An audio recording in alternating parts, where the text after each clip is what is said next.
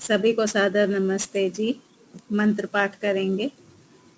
ओम विश्वानि देव सवितर्दुरितानि परासुव यद्भद्रं तन्न आसुव। तो हमारी न्याय दर्शन की कक्षा चल रही थी। हमने जाति तक पढ़ लिया था और उसकी पुनरावृत्ति भी की थी। कोई शंका है उसमें?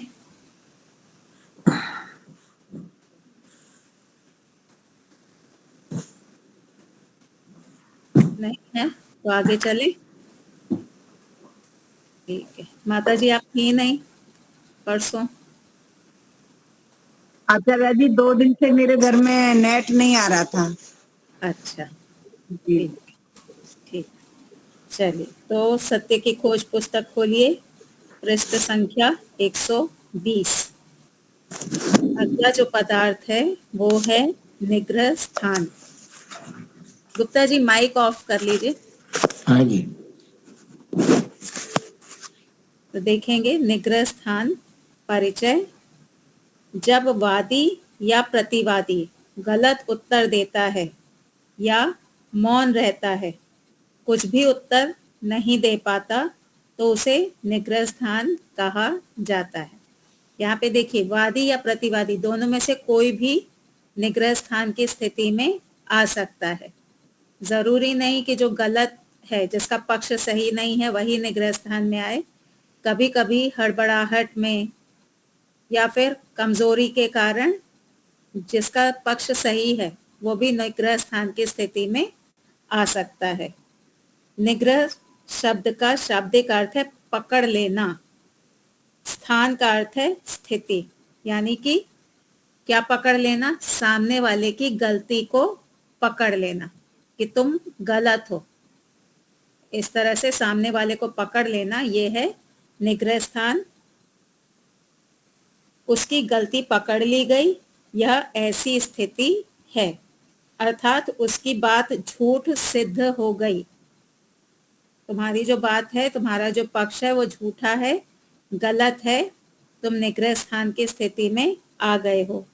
यह हार जाने की स्थिति है। ये सीधे सीधे डिक्लेयर हो जाता है कि तुम हार चुके हो। इस स्थिति के प्राप्त होने पर व्यक्ति पराजित घोषित कर दिया जाता है। जैसे ही कोई निग्रह स्थान में आएगा तो सामने वाले पक्ष को क्या करना है? उसको वहीं का वहीं कह देना कि देखो तुम निग्रह स्थान में आ गए, तुम हार गए। तो ये भी हमको पकड़ना आना चाहिए कि सामने वाला हार गया है। मान लीजिए दो व्यक्ति आपस में उनका वाद चल रहा है, दूसरा व्यक्ति जो है वो निग्रह स्थान की स्थिति में आ गया है, तो पहले वाला जो व्यक्ति है वो हाल का हाल वहीं पे रोके। अगर वो नहीं रोकता है तो उसकी गलती है। यानी दोनों ही पक्ष को बहुत सतर्क होकर के अपनी बात को रखना है और दूसरे की बात को सुनना भी बहुत सतर्क होके है। ऐसा नहीं कि हम सिर्फ अपनी ही बात रखेंगे, दूसरा क्या बोल रहा है वो भी हमको ध्यान से सुनना है। दूसरा बोलते हुए क्या गलती कर रहा है वो भी हमको ध्यान से देखना है। जैसे ही उसने गलती की, उसको दबोच लेना है। तुमने गलती की है, तुम हार गए, तुम निग्रह स्थान की स्थिति में आ गए। अगर इतनी कला हमारे अंदर नहीं है, हम अपनी बात रखना तो जानते हैं लेकिन सामने वाले की गलती पकड़ना हम नहीं जानते, तो हम निग्रह स्थान में आ गए। समझे? मान लीजिए कि मेरी और दीपालिका जी का कुछ वाद चल रहा है। दीपालिका जी ने बोलते बोलते कुछ गलती कर दी, मैंने उनकी गलती नहीं पकड़ी, तो ये मैं निग्रह स्थान में आ गई। मेरे अंदर इतना सामर्थ्य नहीं है कि मैं दीपालिका जी की गलती पकड़ सकूं। तो अब दीपालिका जी क्या बोलेंगी? मैं निग्रह स्थान में आ गई थी लेकिन जया बेन ने मेरी गलती नहीं पकड़ी, इसलिए अब वो निग्रह स्थान में है, वो आउट हो गई, वो हार गई। ठीक है? तो हमको अब खुद भी गलती करने से बचना है, सामने वाला गलती कर रहा है उसको पकड़ना है हाल का हाल। न्यायाधीश को कहना है कि देखो ये निग्रह स्थान में आ गया है, इसकी हार हो गई है। इस स्थिति को प्राप्त होने पर व्यक्ति पराजित घोषित कर दिया जाता है और बातचीत समाप्त हो जाती है।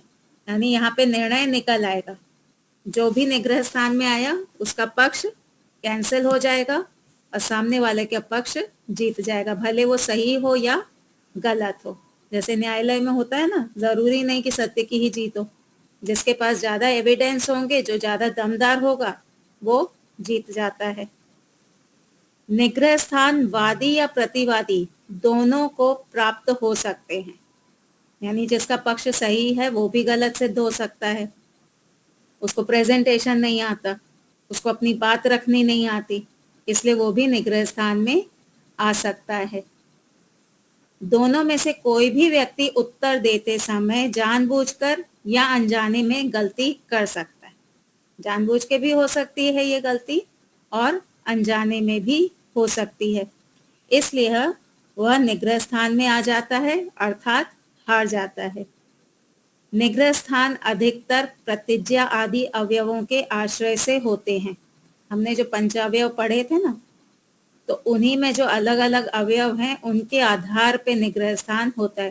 कहीं व्यक्ति अपनी प्रतिज्ञा ही बदल देगा, कहीं व्यक्ति अपने हेतु को बदल देगा, कहीं व्यक्ति अपनी प्रतिज्ञा ही छोड़ देगा। तो इस प्रकार से अनेक तरह के निग्रह स्थान होते हैं। ये प्रतिज्ञा हानि, प्रतिज्ञा विरोध, हेत्वांतर, अप्रतिभा, मतानुज्ञा आदि 22 प्रकार के होते हैं।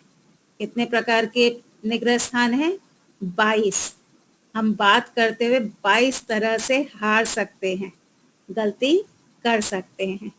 इनका विस्तृत वर्णन न्याय दर्शन अध्याय 5 आनेक 2 में है। अब ये सूची दी हुई है, उसको छोड़ते हुए अब हम पहले निग्रह स्थान पे आते हैं।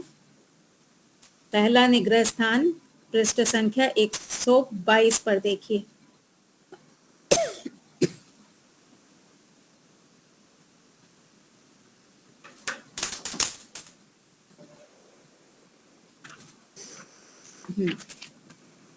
तो पहला है प्रतिज्ञा हानि निग्रह स्थान। प्रतिज्ञा हानि में क्या होता है कि जो व्यक्ति है, सामने वाला जो वादी है अथवा प्रतिवादी, दोनों में से कोई भी एक, उसने जो प्रतिज्ञा रखी होती है उस प्रतिज्ञा को ही वो छोड़ देता है। जैसे कि अगर मेरी प्रतिज्ञा है ईश्वर निराकार हैं, ठीक है, इस पे वाद चल रहा है, मेरा पक्ष है ईश्वर निराकार है, लेकिन सामने वाले ने ऐसा कोई उदाहरण आदि दृष्टांत आदि दिया कि उसके दृष्टांत में फंस करके मैं क्या बोलूंगी, हाँ ईश्वर साकार है। मेरी प्रतिज्ञा क्या थी, ईश्वर निराकार है, लेकिन सामने वाले से दब करके, सामने वाले के बहकावे में आ करके मैं अपनी प्रतिज्ञा ही छोड़ दूंगी और मैं प्रतिज्ञा क्या कर दूंगी, ईश्वर साकार है, कि नहीं नहीं मैं नहीं मानती कि ईश्वर निराकार है। इस प्रकार से ये है प्रतिज्ञा हानि।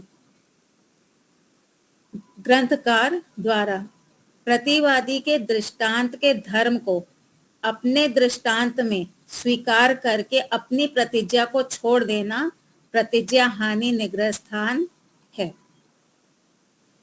एक व्यक्ति ने अपना पक्ष रखा, उसमें दृष्टांत आदि दिए, दूसरे व्यक्ति ने अपना पक्ष रखा, दृष्टांत आदि दिए, तो जो पहला व्यक्ति है वो दूसरे व्यक्ति के दृष्टांत के धर्म को स्वीकार कर लेगा कि हाँ, तुम्हारा जो तुमने जो दृष्टांत दिया है, तुमने जो धर्म बताया है वो सही है, इसलिए मैं अपनी प्रतिज्ञा को छोड़ रहा। ठीक है, सामने वाले के दृष्टांत के धर्म को स्वीकार कर लेना और अपना पक्ष छोड़ देना। उदाहरण, वादी द्वारा अपने पक्ष की स्थापना। वादी अपने पक्ष की स्थापना कर रहा है, शब्द अनित्य है, इंद्रियक, इंद्रियों से जानने योग्य होने से। शब्द क्या है, शब्द इंद्रियक है, यानी कान से वो प्राप्त किया जाता है। जो जो वस्तु इंद्रियक होती है वह अनित्य होती है, जैसे घड़ा, घड़े के समान शब्द भी इंद्रियक है, इसलिए इंद्रियक होने से शब्द अनित्य है। यहाँ वादी की प्रतिज्ञा क्या है, शब्द अनित्य है और हेतु दिया इंद्रियक होने से, यानी कान से, क्योंकि उसका ग्रहण होता है, श्रोत्र इंद्रिय से ग्रहण होता है, इसलिए वो अनित्य है। और उदाहरण दे दिया घड़े का। ठीक है, इतना स्पष्ट है। चलिए, अब प्रतिवादी द्वारा इसका खंडन। जाति इंद्रियक है, जो जाति होती है ना, गौत्व आदि जो जाति है वो भी इंद्रियक है और वह नित्य है। वादी जी, तुमने कहा कि शब्द इंद्रियक है, इंद्रियक होने के कारण वो अनित्य है, लेकिन जाति जो है, जाति भी इंद्रियक है पर वो तो नित्य है।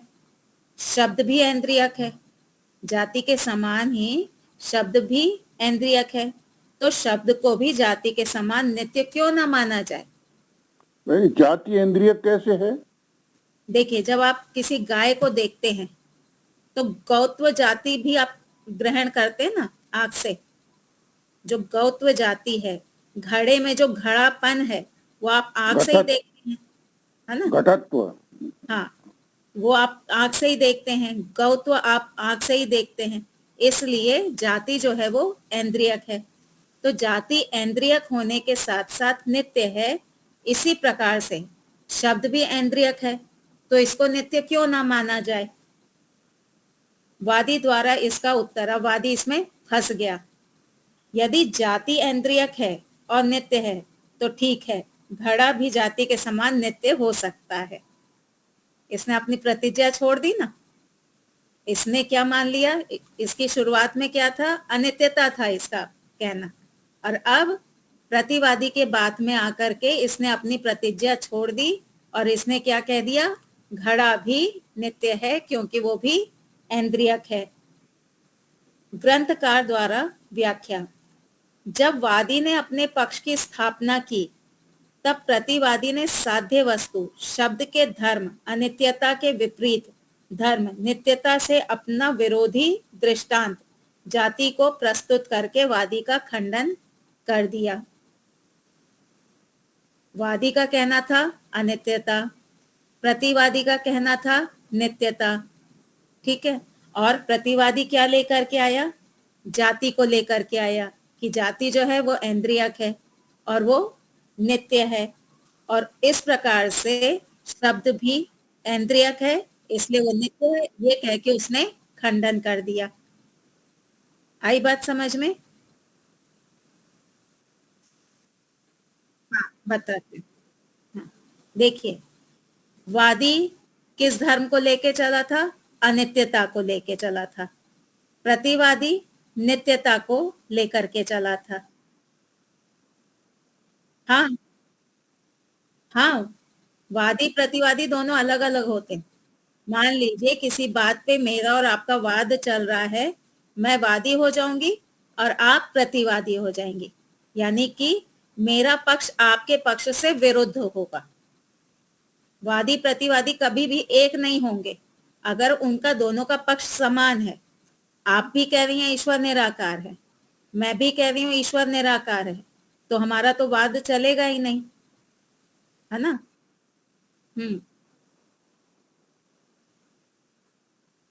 शब्द नित्य है, सॉरी, वादी कह रहा है शब्द अनित्य है, प्रतिवादी कह रहा है शब्द नित्य है। वादी का कहना था कि शब्द अनित्य है, प्रतिवादी का कहना है शब्द नित्य है। ठीक है, और प्रतिवादी ने दृष्टांत क्या लिया? जाति का। वादी ने दृष्टांत लिया था घड़े का, प्रतिवादी ने दृष्टांत लिया जाति का। घड़ा कैसा है? घड़ा है अनित्य। हाँ, जाति कैसी है? जाति है नित्य। हाँ, तो प्रतिवादी ने जाति इंद्रियक होते हुए नित्य दिखा दी और उसी के आधार पे कह दिया शब्द भी इंद्रियक है इसलिए वो नित्य है। ठीक है, तो जब वादी ने अपने पक्ष की स्थापना की तब प्रतिवादी ने साध्य वस्तु सिद्ध क्या करना था? शब्द, शब्द के धर्म अनित्यता के विपरीत वादी ने शब्द अनित्य बताया था, इससे उल्टा प्रतिवादी ने विपरीत धर्म नित्यता से अपने विरोधी दृष्टांत जाति को प्रस्तुत करके प्रतिवादी का खंडन कर दिया, और वादी ने भूल से उस विरोधी दृष्टांत जाति को लेकर के जाति के धर्म नित्यता को अपने दृष्टांत घड़े में स्वीकार कर लिया। ठीक है, पकड़ में आई बात? हाँ जी ठीक है। हाँ, तो प्रतिवादी ने जो जाति को नित्य बताया, वही चीज इंद्रियक होते हुए नित्य है, वही चीज को वादी ने अपने घड़े में भी स्वीकार कर लिया कि हाँ, घड़ा भी नित्य है इंद्रियक होने के कारण। ऐसा करने से वह अपनी प्रतिज्ञा ही छोड़ बैठा, उसकी पूरी प्रतिज्ञा ही बदल गई। अब वो क्या कहेगा? घड़ा नित्य है इंद्रियक होने से, इसलिए शब्द भी नित्य है। कई बार हम ऐसे झांसे में आ जाते हैं ना, जब हम अपनी शुरुआत करते हैं बड़े बलपूर्वक हम अपनी बात को रखने जाते हैं, लेकिन सामने वाला इस प्रकार से बातों को रखता है कि हमको लगता है हाँ वही सही है, हम गलत हैं, फिर हम उसके पक्ष को स्वीकार कर लेते हैं। ऐसी स्थिति में वादी ने अपने पक्ष के साधक दृष्टांत घड़े में विरोधी दृष्टांत जाति के धर्म नित्यता को स्वीकार कर लिया। वादी ने क्या किया? वादी ने प्रतिवादी का जो दृष्टांत था जाति, उसका जो नित्यता वाला धर्म था, वो अपने दृष्टांत में भी स्वीकार कर लिया। जब उसका उदाहरण घड़ा ही नित्य हो गया, तो किस आधार पर अब वह निगमन तक अपने पक्ष की सिद्धि अर्थात शब्द की अनित्यता को सिद्ध कर पाएगा? उसने तो अपने दृष्टांत को ही उल्टा कर दिया। दृष्टांत के आधार पे आप किसी बात को सिद्ध करते हैं। केवल पंचावय में प्रतिज्ञा और हेतु नहीं होता है, उसके साथ दृष्टांत भी होता है। फिर जब निगमन करने जाते हैं तो आपको दृष्टांत को लेकर के फिर अपनी बात को रखना होता है उपनय निगमन में। अब जब आपने दृष्टांत ही छोड़ दिया, तो अब आगे आप उपनय और निगमन किससे करेंगे? आपके पास तो कुछ है ही नहीं। तो जब उसका उदाहरण घड़ा ही नित्य हो गया, तो किस आधार पर वह निगमन तक अपने पक्ष की सिद्धि अर्थात शब्द की अनित्यता को सिद्ध कर पाएगा? नहीं कर पाएगा। उसने तो घड़ा ही नित्य मान लिया था, तो अब शब्द को कैसे बोले अनित्य? शब्द को भी वो नित्य ही बोलेगा। यही प्रतिज्ञा हानि कहलाएगी बहन जी? जी जी, अपनी प्रतिज्ञा ही छोड़ दी उसने पूरी। उसकी प्रतिज्ञा थी शब्द अनित्य है, पर अंत आते आते तक उसने अब ये स्वीकार कर लिया कि शब्द नित्य है। जैसे मैंने कहा ईश्वर निराकार है, लेकिन सामने वाले ने ऐसी ऐसी बातें रखी कि अंत में मैंने कहा हाँ ईश्वर साकार है, तो मैंने अपनी प्रतिज्ञा छोड़ दी ना। ये है प्रतिज्ञा हानि। जी दीपालिका जी।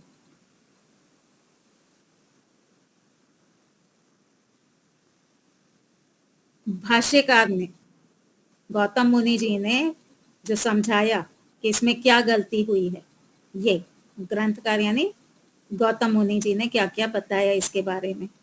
जी गुप्ता जी। ये एक्चुअली देखा जाए तो वादी की भूल है ना, भूल तो उसने लिखा ही है, भूल से एक्चुअली वो उसने वो दलील ठीक नहीं दी, क्योंकि जाति जरूर इंद्रियक है, पर जाति जो है उदाहरण ही गलत है। वो घड़े का दे रहा है, शब्द का दे रहा है, और उसको जाति को यूज कर रहा है। तो प्रतिवादी ने जो चालाकी करी, तो उसने उसको उदाहरण को तो भूल से अपना करके अपने ही पैरों को कुल्हाड़ी मार ले। यहाँ पे वादी को हाल पकड़ना चाहिए था कि प्रतिवादी जी आप जाति का प्रयोग कर रहे हैं, बस लेकिन वही भूल करी है उसने। हाँ, वादी इस गलती को पकड़ नहीं पाया और हड़बड़ाहट में कमजोरी के कारण प्रतिवादी के पक्ष को स्वीकार कर बैठा, इसलिए वो हाँ, वादी जो है वो कमजोर है, अपने उस पर प्रतिज्ञा पे टिका नहीं रहा, जो भी है उसने दृष्टांत के चक्कर में आके अपनी भूल स्वीकार कर बैठा। अज्ञान नामक निग्रह स्थान या प्रतिभा अप्रतिभा निग्रह स्थान आगे भी आएगा।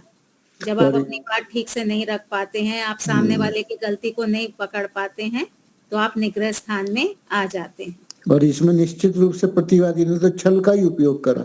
हाँ, प्रतिवादी ने तो जाति का प्रयोग किया। हाँ, मतलब वो छल वाला ही उदाहरण है, छल तो है ही उसमें समाया हुआ।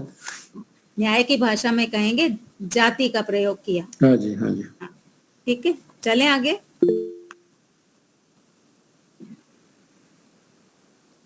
तो इस प्रकार से अब उसने अपना पूरा पक्ष ही छोड़ दिया। जब पक्ष ही छोड़ दिया तो उसकी प्रतिज्ञा भी छूट गई, क्योंकि प्रतिज्ञा तो पक्ष के सहारे से ही रहती है। वादी ने अपनी प्रतिज्ञा को छोड़ देने की गलती की, इसलिए इसको प्रतिज्ञा हानि निग्रह स्थान कहते हैं। याद रखिएगा, प्रतिज्ञा हानि यानी अपनी प्रतिज्ञा को पूरी तरह से छोड़ देना। ठीक है, क्योंकि अगला जो है वो है प्रतिज्ञांतर, तो वहां पे हमको कंफ्यूजन नहीं होना चाहिए। तो दूसरा निग्रह स्थान देखेंगे, प्रतिज्ञांतर निग्रह स्थान। वादी ने जिस बात को सिद्ध करने की प्रतिज्ञा की थी, प्रतिवादी के दृष्टांत के द्वारा वादी के हेतु का खंडन हो जाने पर प्रतिवादी के दृष्टांत के साथ तुलना करते हुए अपने दृष्टांत का भिन्न धर्म दिखाकर वादी अपनी प्रतिज्ञा को दोबारा नए रूप में प्रस्तुत करता है। इसमें क्या होता है, वादी ने अपना पक्ष रखा, प्रतिवादी ने खंडन किया।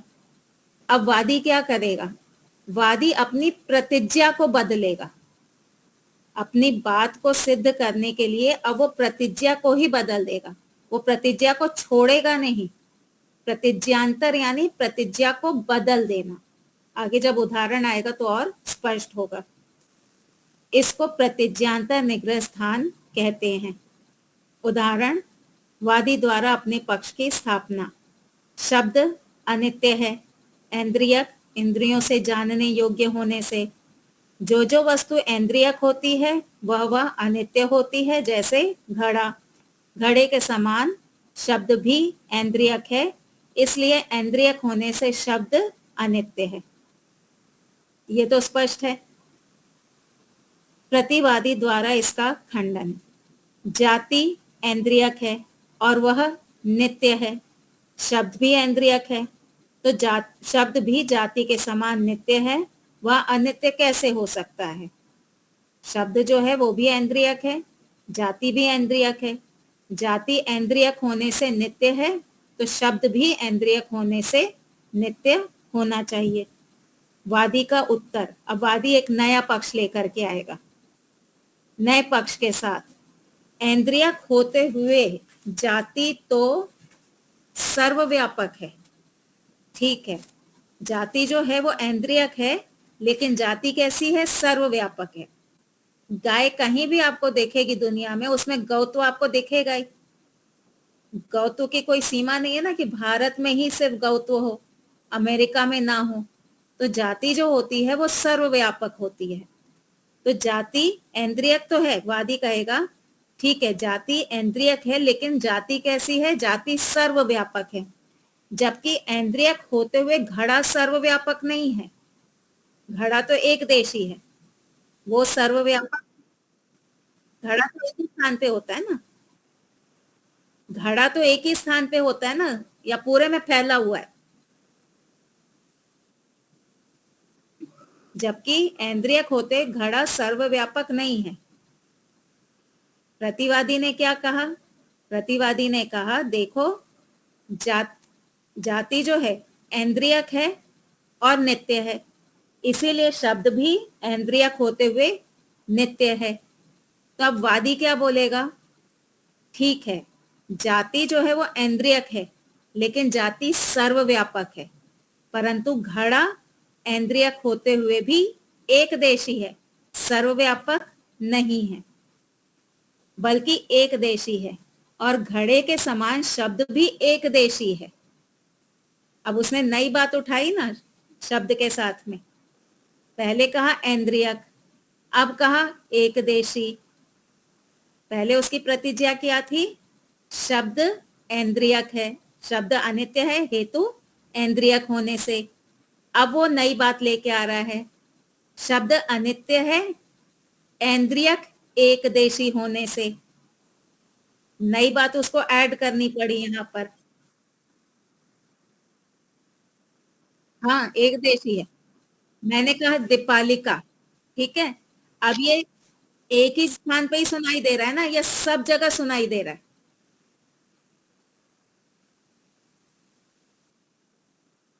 मैंने आपका नाम लिया, मैंने कहा दीपालिका।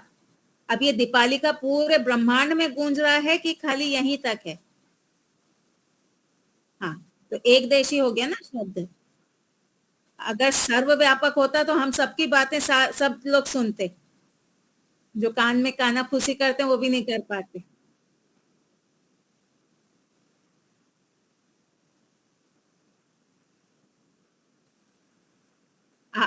आप शब्द से क्या अर्थ ले रही हैं? यहाँ शब्द का अर्थ है ध्वनि। ये जो ध्वनि निकल रही है ना, वो।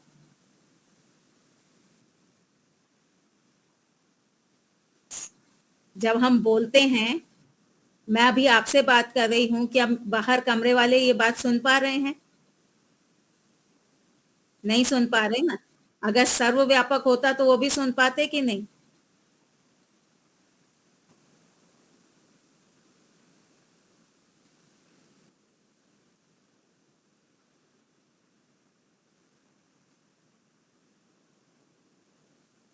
शब्द यानी ध्वनि। शब्द का अर्थ है ध्वनि, ये जो उच्चारण हो रहा है ये। जब मैंने उच्चारण किया,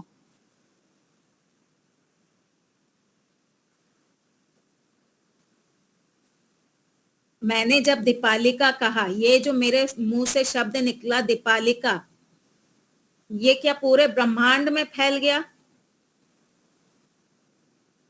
पहले मेरी बात का जवाब दीजिए। जो मैंने दीपालिका शब्द कहा, ये पूरे ब्रह्मांड में फैला? नहीं फैला। एक ही स्थान पे है। एक देशी हो गया। हाँ, हाँ, हाँ। वो उसका नया शब्द होगा। अगर आप इस तरह से चलेंगे ना, तो घड़ा सर्वव्यापक हो जाएगा। आप कहेंगे कुम्हार ने अहमदाबाद में बनाया, कुम्हार ने गांधीनगर में बनाया, कुम्हार ने बड़ौदा में बनाया, तो क्या घड़े को हम सर्वव्यापक मान लें? नहीं मान सकते ना। तो जयाबेन ने यहाँ जो ध्वनि उत्पन्न की, कल को अहमदाबाद जाके वहां जो ध्वनि उत्पन्न करेंगी, दो अलग ध्वनियां होंगी या वही ध्वनि सब में फैल जाएगी? अलग होगी ना। अलग अलग। हाँ, तो ये शब्द कैसा है? ये शब्द एक देशी है, ठीक है। तो जबकि इंद्रियक होते हुए घड़ा सर्वव्यापक नहीं है बल्कि एक देशी है, और घड़े के समान शब्द भी एक देशी है, इसलिए शब्द अनित्य है। पहली प्रतिज्ञा क्या थी? पहली प्रतिज्ञा थी शब्द अनित्य है। अब दूसरी प्रतिज्ञा क्या हो गई? शब्द एक देशी है। एक देशी दिखा करके अनित्य सिद्ध कर रहे हैं। प्रतिज्ञा हानि में क्या था? प्रतिज्ञा हानि में पूरी प्रतिज्ञा ही बदल दी थी। उसमें एकदम से कह दिया था कि शब्द नित्य है, जबकि प्रतिज्ञांतर में क्या कह रहे हैं कि शब्द एक देशी है। पहले कहा शब्द अनित्य है, फिर कहने लगे शब्द एक देशी है। ठीक है, स्पष्ट हो गया? कोई शंका है इसमें? प्रतिज्ञा बदल दी इसमें। हाँ, इसमें प्रतिज्ञा बदल दी। इसमें प्रतिज्ञा छोड़ी नहीं। पहले वाले में क्या किया था? अपनी प्रतिज्ञा ही छोड़ दी थी। अब इसमें प्रतिज्ञा बदल दी, उसने एक देशी मान लिया। ठीक है, चलें आगे। तो एक्चुअली देखा जाए तो शब्द को उसने अनित्य सिद्ध करने के लिए शब्द एक दशी को मतलब एक माना, पर प्रतिज्ञा बदली नहीं, उसके सपोर्ट में उदाहरण दिया, ये शब्द एक देशी है। क्यों देना पड़ा? हाँ, वो तो प्रतिज्ञा से अंतर हो गया। हाँ, आप कहने चले थे ईश्वर निराकार है, ठीक है, और बोलते बोलते अब आप बोलने लगे ईश्वर सर्वव्यापक है। आप कहना चाहते थे ईश्वर निराकार है, अब आप सर्वव्यापक का वो आधार लेकर के ईश्वर को निराकार सिद्ध करने लग रहे हैं, तो ये आपकी गलती है। ग्रंथकार द्वारा व्याख्या। यहाँ पर वादी ने पहले शब्द को अनित्य सिद्ध करने के लिए हेतु दिया इंद्रियक। पहले क्या हेतु दिया था? कि शब्द ऐन्द्रियक है, इंद्रियों से जानने योग्य होने से घड़े के समान। जब प्रतिवादी ने हेतु में दोष दिखाकर एक विरोधी दृष्टांत प्रस्तुत किया कि ऐन्द्रियक होते हुए जाति नित्य है, तब वादी ने विरोधी दृष्टांत जाति और अपने दृष्टांत घड़े में एक धर्म का भेद दिखाकर कहा। उसने क्या कहा कि तुम्हारी जाति और घड़े दोनों में एक अंतर है। वादी ने ऐन्द्रियक का सहारा लिया, प्रतिवादी ने भी ऐन्द्रियक ही पकड़ते हुए लेकिन जाति का उदाहरण दे दिया। तो अब वादी क्या करेगा? वादी अपने दृष्टांत और प्रतिवादी के दृष्टांत में एक अलग अंतर लेकर के आएगा। ऐन्द्रियक होते तब वादी ने विरोधी दृष्टांत जाति और अपने दृष्टांत घड़े में एक धर्म का भेद दिखाकर कहा कि जाति तो सर्वव्यापक है जबकि घड़ा एक देशी है, इसलिए एक देशी घड़े के समान एक देशी शब्द अनित्य है। ठीक है, हमारा जो पंचावयव है ना, वो इतना स्ट्रांग होना चाहिए कि हमको कोई नए शब्द का उसमें ऐड करने की जरूरत ही ना पड़े। हम जब पंचावयव रखें तो बहुत बलवान होना चाहिए हमारा पंचावयव, उसमें कहीं पे भी कोई कमी नहीं होनी चाहिए कि नहीं नहीं नहीं मैं तो ऐसा कहना चाहता था, नहीं नहीं नहीं मैं तो ये कहना चाहता था। कुछ लोग होते हैं जब उनका पक्ष कटने लगता है ना, नहीं मैं ऐसा नहीं कहना चाहती थी, मैं तो ये कहना चाहती थी। तो आपको पहले ही अपना पक्ष इतना अच्छे से रखना है कि आपको ना प्रतिज्ञांतर करना पड़े ना प्रतिज्ञा हानि करनी पड़े। यह सर्वव्यापकता और एकदेशी होने का भेदवादी को क्यों दिखाना पड़ा? अपने साध्य शब्द को अनित्य सिद्ध करने के लिए, उसको अपने शब्द को अनित्य सिद्ध करने के लिए उसको सर्वव्यापकता और एकदेशी ये भेद दिखाना पड़ा कि जैसे घड़ा एकदेशी है ऐसे ही शब्द भी एकदेशी है। घड़ा भी अनित्य है अतः शब्द भी अनित्य है। इस प्रकार से वादी की पहली प्रतिज्ञा थी शब्द अनित्य है। पहली प्रतिज्ञा क्या की थी उसने? कि शब्द अनित्य है। इसको सिद्ध करने के लिए उसे दूसरी प्रतिज्ञा करनी पड़ी कि शब्द एकदेशी है। इसे निग्रह स्थान कैसे कहा जाएगा? इस रूप में कहा जाएगा कि एक प्रतिज्ञा को सिद्ध करने का साधन दूसरी प्रतिज्ञा नहीं होती। एक प्रतिज्ञा को सिद्ध करने के लिए आपको हेतु दृष्टांत देना होता है। एक प्रतिज्ञा को सिद्ध करने के लिए दूसरी प्रतिज्ञा नहीं होती है। दूसरी प्रतिज्ञा तो अपने आप में एक नया सिद्धांत होता है, बल्कि हेतु और उदाहरण प्रतिज्ञा को सिद्ध करने वाले साधन होते हैं। ठीक है, स्पष्ट हुआ? जी माता जी। आचार्य जी, जैसा आपने पहले बताया प्रतिज्ञा हानि में कि प्रतिज्ञा को पूरी तरह छोड़ देता है, हाँ, है ना। अब हाँ। ये दूसरे में आप बोल रहे हैं कि प्रतिज्ञा बदल देता है, तो वहाँ यहाँ भी तो वो छोड़ता है ना, प्रतिज्ञा को छोड़कर दूसरी बदलता है। सुनिए सुनिए, मैंने कहा ईश्वर निराकार है, ठीक है। सामने वाले ने कहा ईश्वर साकार है। अब सामने वाले ने कुछ ऐसी बात रख दी कि मुझे लगा नहीं, ईश्वर निराकार नहीं है, ईश्वर तो साकार ही है। तो मैंने उसकी बात मान ली और मैंने अपनी प्रतिज्ञा छोड़ दी कि ईश्वर निराकार है। वो प्रतिज्ञा छोड़ के मैंने अंत में कहा ईश्वर साकार है। ठीक है, ये मेरी पूरी प्रतिज्ञा बदल गई। मैंने कहा ईश्वर निराकार है, सामने वाले ने कुछ अपना पक्ष रखा, ईश्वर साकार है इसके लिए। जब सामने वाले ने अपना पक्ष रखा तो मुझे लगा कि मैं अपने पक्ष के सपोर्ट में एक नई प्रतिज्ञा ले आऊं कि देखो ईश्वर निराकार है क्योंकि ईश्वर सर्वव्यापक है। ठीक है, ये हेतु नहीं हुई, ये मेरी एक नई प्रतिज्ञा हो गई। ईश्वर निराकार है, ईश्वर सर्वव्यापक है।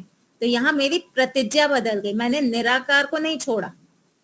पहले वाले में मैंने निराकार छोड़ के साकार स्वीकार कर लिया था, यहाँ पे निराकार को ही सिद्ध करने के लिए एक नई बात लेके आ गई, सर्वव्यापकता।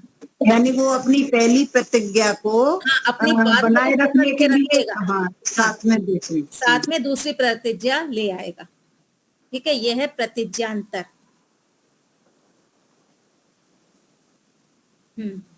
तो यह सर्वव्यापकता और एक देशी होने का भेद वादी को क्यों दिखाना पड़ा? अपने साध्य शब्द को अनित्य सिद्ध करने के लिए, कि जैसे घड़ा एक देशी है ऐसे ही शब्द भी एक देशी है। घड़ा भी अनित्य है, अतः शब्द भी अनित्य है। इस प्रकार से वादी की पहली प्रतिज्ञा थी शब्द अनित्य है। इसको सिद्ध करने के लिए उसे दूसरी प्रतिज्ञा करनी पड़ी, शब्द एकदेशी है। इसे निग्रह स्थान कैसे कहा जाएगा? इस रूप में कहा जाएगा कि एक प्रतिज्ञा को सिद्ध करने का साधन दूसरी प्रतिज्ञा नहीं होती, बल्कि हेतु और उदाहरण प्रतिज्ञा को सिद्ध करने वाले साधन होते हैं। अब वादी ने अपनी पहली प्रतिज्ञा को सिद्ध करने के लिए दूसरी प्रतिज्ञा का सहारा लिया, जो अनर्थक है। इसलिए अनर्थक होने से यह निग्रह स्थान है। स्पष्ट हो गया? चले आगे। कोई शंका है इसमें? हाँ, क्लियर हो गया, कोई नहीं। चलिए, अब विकल्प समाजाति। विकल्प समाजाति जो पीछे हमने पढ़ा था, जहां एक ही धर्म के दो विकल्प दिखा दिए थे ना, जैसे हमने कहा था कि ईश्वर न्यायकारी है, तो सामने वाले ने कहा न्यायकारी जज।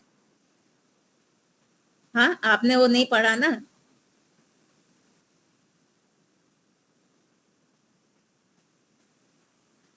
न्यायकारी, तो प्रतिवादी ने क्या कहा? देखो, आपने जज का उदाहरण दिया।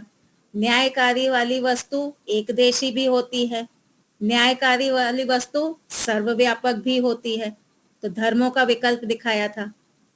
इसी प्रकार से राग द्वेष रहित, राग द्वेष रहित एकदेशी भी होता है, राग द्वेष रहित सर्वव्यापक भी होता है। इसीलिए राग द्वेष रहित न्यायकारी भी हो सकता है, राग द्वेष रहित अन्यायकारी भी हो सकता है। ये थी विकल्प समा जाति। तो अब विकल्प समा जाति और प्रतिज्ञांतर निग्रह स्थान में अंतर।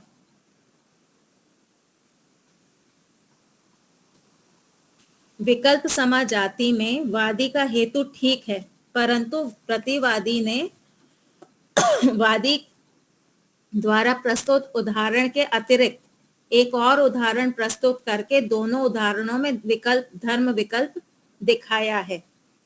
इसके आधार से वादी का खंडन किया। अभी उदाहरण देखेंगे तो याद आएगा। उदाहरण, वादी शब्द अनित्य है उत्पत्ति धर्म वाला होने से जो जो वस्तु उत्पत्ति धर्म वाली होती है वह अनित्य होती है। जैसे घड़ा, घड़े के समान शब्द भी उत्पत्ति धर्म वाला है, इसलिए उत्पत्ति धर्म वाला होने से शब्द अनित्य है।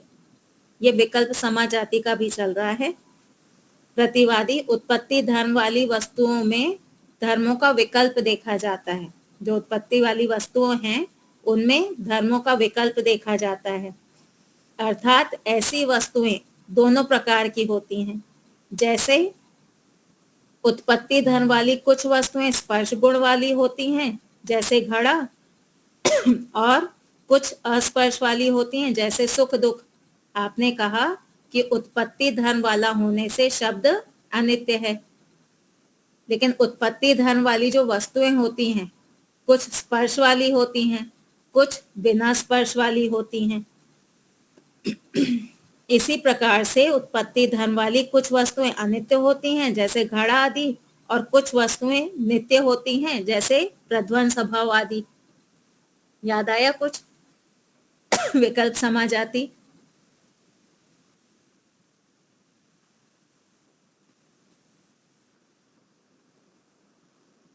यहाँ पे वो क्या कहना चाहता है कि आपने कहा उत्पत्ति वाली होने से शब्द जो है उत्पत्ति वाला है, इसलिए अनित्य है। ठीक है दीपालिका जी, ये कहा कि शब्द जो है उत्पत्ति धर्म वाला होने से अनित्य है। तो प्रतिवादी का कहना है कि देखो, उत्पत्ति वाली जो वस्तुएं होती हैं, कुछ में स्पर्श होता है, कुछ में स्पर्श नहीं होता। तो उत्पत्ति वाली ही वस्तुओं में दो तरह के हमको दिखाई दे रहे हैं, स्पर्श वाले, बिना स्पर्श वाले।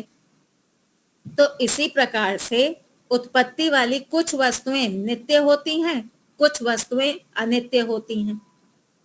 ये धर्मों का विकल्प दिखा करके खंडन किया। ठीक है, ये है जाति का प्रयोग, यह है चालाकी। ठीक है, तो प्रतिवादी उत्पत्ति धर्म वाली वस्तुओं में धर्मों का विकल्प देखा जाता है, अर्थात ऐसी वस्तुएं दोनों प्रकार की होती हैं। जैसे उत्पत्ति धर्म वाली कुछ वस्तुएं स्पर्श गुण वाली होती हैं, जैसे घड़ा आदि, और कुछ अस्पर्श वाली भी होती हैं, जैसे सुख दुख आदि।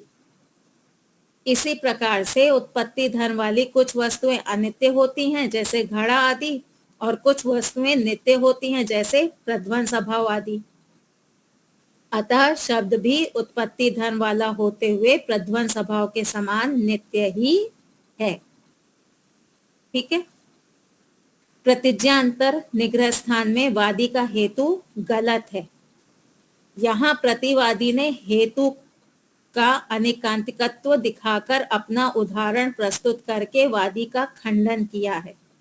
यहाँ पे प्रतिवादी ने अनेकांतिकत्व दिखाकर कि तुम्हारा जो हेतु है ये अनेकांतिक है, ये दिखा करके वादी का खंडन किया है। उसके बाद फिर वादी ने प्रतिवादी के उदाहरण की टक्कर में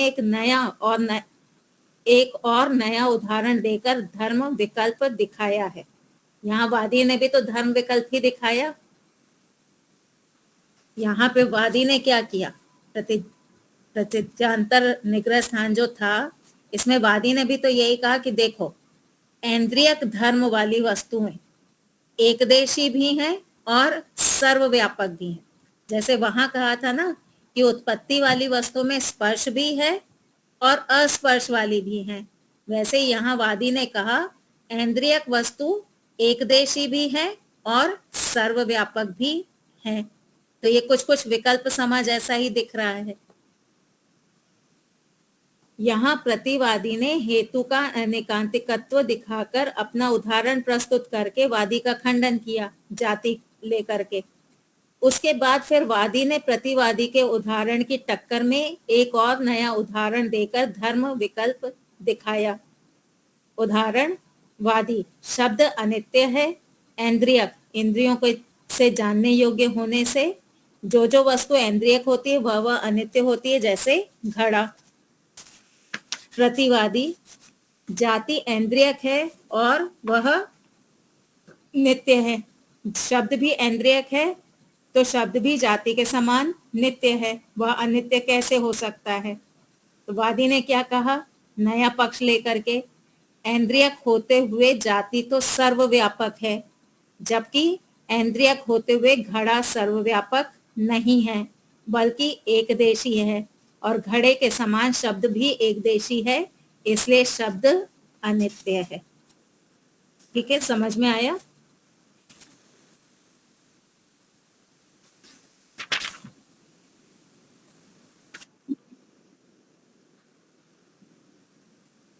अब वो जब पढ़ेंगे ना, जब बुद्धि लगाएंगे तो समझ में आएगा। उसमें प्रध्वंस भाव आया, वो भूल गए। प्रध्वंस भाव वो लाइट हुआ और दिखाई दिया नहीं, प्रध्वंस भाव यानी कि जो वस्तु आज है पर कल नहीं रहेगी।